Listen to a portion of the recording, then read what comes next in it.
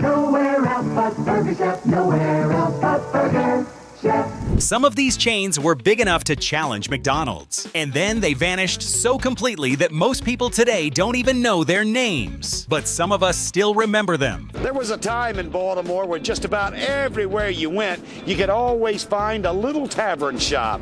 But the last one has closed. For this list, we're looking at 20 fast food chains that unfortunately no longer exist. How many of these lost restaurants do you remember? Come for the pizza and stay for the fun at ShowBiz Pizza Place.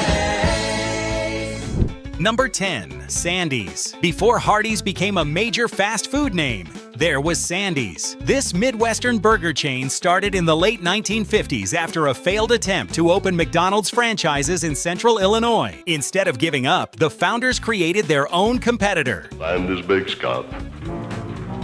When you're hungry for something giant size, Sandy's Big Scott takes a prize. Sandy's had a Scottish theme, which helped it stand out from the more uniform look of other burger chains at the time. Even more interesting, many of its locations were operator-owned, and franchisees were encouraged to adapt their restaurants to their local communities. That gave Sandy's a little more personality than some of its competitors. Here's where they make the hamburgers. Here's where they make the hamburgers.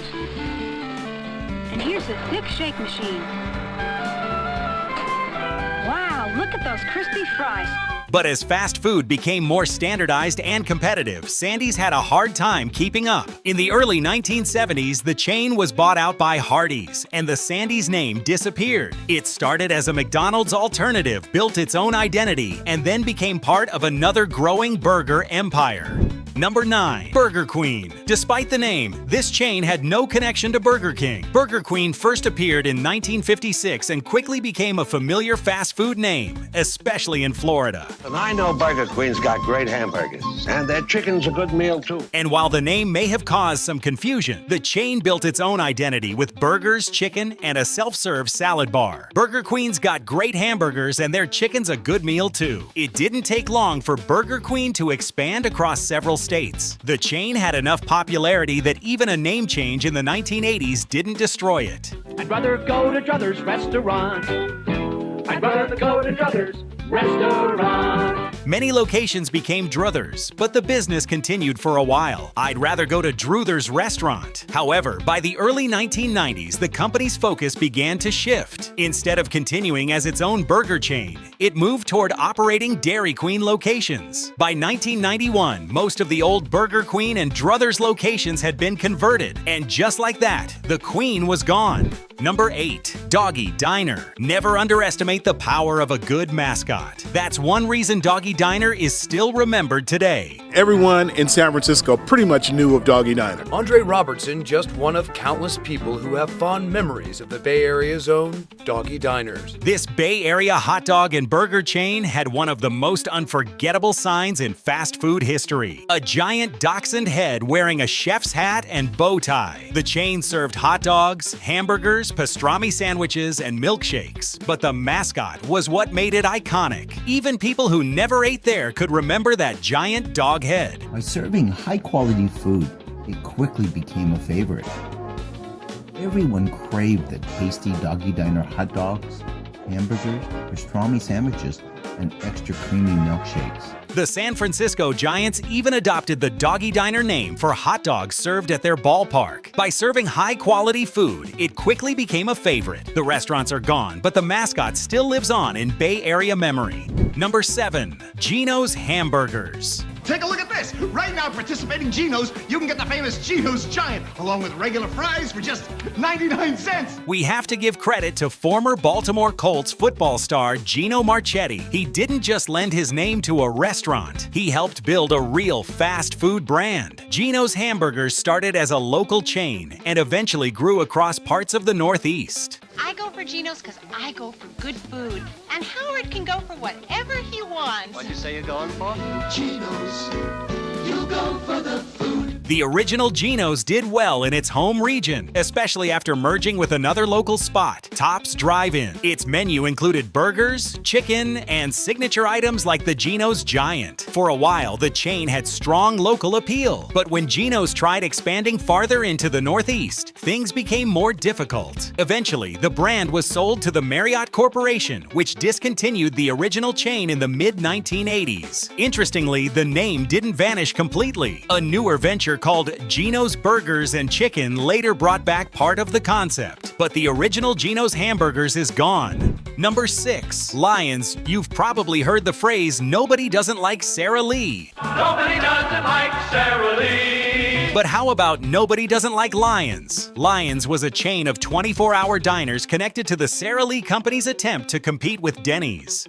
Hurry into Lions and eat like a king. The roots of Lions go back to the early 1950s, and many locations were centered in California. The restaurants offered breakfast, diner meals, late-night food, and the kind of comfortable, casual atmosphere that made 24-hour dining appealing. Just breakfast bargain every weekday morning. Hurry into Lions and eat like a king. For a while, Lions had a place in the market. It wasn't as famous nationally as Denny's, but it had enough recognition to become part of California dining culture. But the chain slowly declined. It limped along until about 2012, then briefly reopened a few locations in 2015. That comeback didn't last. By 2017, Lions said farewell for good. A diner chain that tried to eat like a king, but couldn't hold the throne. Number 5. Mighty Casey's. Mighty Casey's was one of those chains that meant a lot more if you were from the right place. A regional favorite in the Atlanta, Georgia area, Mighty Casey's served burgers, hot dogs, wings, shakes, and other fast food staples to a loyal local crowd. Well, I like them. I've had them since I was a little girl. We've always eaten Crystals. It wasn't a national giant, but that was part of its charm. If you knew, you knew. The chain built its reputation around quality ingredients and good service. Mighty Casey's understood that people could get burgers and hot dogs almost anywhere, so it had to give them a reason to come back. And for a while it did. Customers loved the food, the local flavor, and the feeling that this was their chain, not just another corporate name dropped into the neighborhood. Hot out the grill, steam it, steam it. Hot out the grill, steam it, steam it. But eventually, Mighty Casey's was bought out and converted into Crystal, another southern fast food brand. For many customers, that meant the end of a place they had grown up with. Number 4. Wetson's. The fast food chain known as Wetson's had one major problem. It had a hard time standing out. Founded in 1959, Wetson's operated mostly around the New York area and tried to compete with major names like McDonald's, Burger King, and White Castle. But instead of carving out a completely unique identity, it often borrowed ideas from the competition. Its signature sandwich was called the Big W, which may sound a little familiar. The chain also used marketing that felt close to other fast food slogans of the era. Still, Wetson's had fans and managed to operate for about 15 years. One thing is clear, after more than a century, these are great. It's been a long time since I've had an egg. Really good. Yeah, it is good. It's still an American classic. That's not nothing, but in the fast food world, being almost memorable usually isn't enough. Wetson's struggled to match the growth and marketing power of larger chains. In 1975, it merged with Nathan's Famous, and the original Wetson's brand faded away. The name may still technically exist as a trademark, but the restaurants themselves are long gone. Number 3. Farrell's Ice Cream Parlor. We have to give credit to Farrell's Ice Cream Parlor for staying in the game for as long as it did. Opening back in 1963, Farrell's wasn't just a place to grab dessert. It was a full-on birthday destination. Happy birthday songs, piano music, giant bowls of ice cream, sandwiches, sodas, and menus designed to look like goofy old newspapers all helped make the chain feel like an event. Remember the happy birthdays? Happy birthday to you! And remember the monster bowls of ice cream? That was a big part of the Farrell's appeal. It was loud, silly, family-friendly, and completely built around the idea that eating ice cream should feel like a celebration. For decades, that formula worked. In fact, there's only one place so crazy so totally wacko that everybody has a party. But after ownership changes, a Marriott buyout, and heavy debt, the chain began to struggle. Farrell's managed to survive in different forms for years, but by 2019, the last location had closed. A sweet ending? Not exactly. But for anyone who had a birthday there, Farrell's is hard to forget. Number 2. Jerry's Hamburgers. Jerry's Hamburgers was founded by someone who definitely understood the fast food business. The chain was once owned and operated by a former McDonald's vice president who set out to create competition in Illinois, Wisconsin, and surrounding Midwestern areas. At first, Jerry's stood out because of its takeout-focused model. Unlike many other chains that were building more indoor seating, Jerry's kept things small and quick. There wasn't much room inside for customers to sit and eat. The idea was simple. Get your burger, get your food, and go. But as customer expectations changed, Jerry's had to adjust. More seating was eventually added in some locations to keep up with competitors. The chain lasted until about 1981, with occasional attempts to bring the brand back later on. The last physical location closed in 1999, and the name faded shortly after. Jerry's may not have become a national giant, but for a while, it was a serious regional attempt to challenge the burger chains that were taking over America.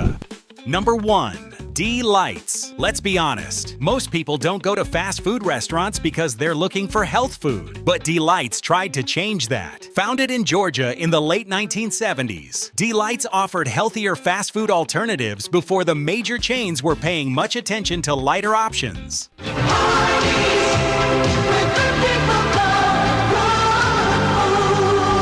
The chain served lower-calorie burgers, leaner ingredients, and menu items aimed at customers who wanted fast food without feeling quite as guilty. In a way, D-Lights was ahead of its time, but that also became part of the problem. At first, being the healthier fast food option made the chain stand out. Then the bigger players noticed. McDonald's, Burger King, and other major chains began introducing their own salads, grilled options, and lighter menu items. Suddenly, D-Lights wasn't quite as unique. The chain struggled to compete with brands that had more money, more locations, and stronger name recognition. In an ironic twist, many remaining D-Lights locations were converted into Hardee's. So the healthy fast food chain ended up becoming part of a much heavier fast food brand. Not exactly the ending D-Lights probably had in mind. Before we go, be sure to subscribe and ring the bell to get notified about our latest videos. Come for the pizza and stay for the fun at ShowBiz Pizza Place. What defunct fast food chain defined your childhood? Let us know in the comments below. Thanks for watching. I remember Howard Johnson's. We used to pile in the car as kids. Oh yeah, that's what they did. Let's pile in the station wagons. We're all going to Howard Johnson's.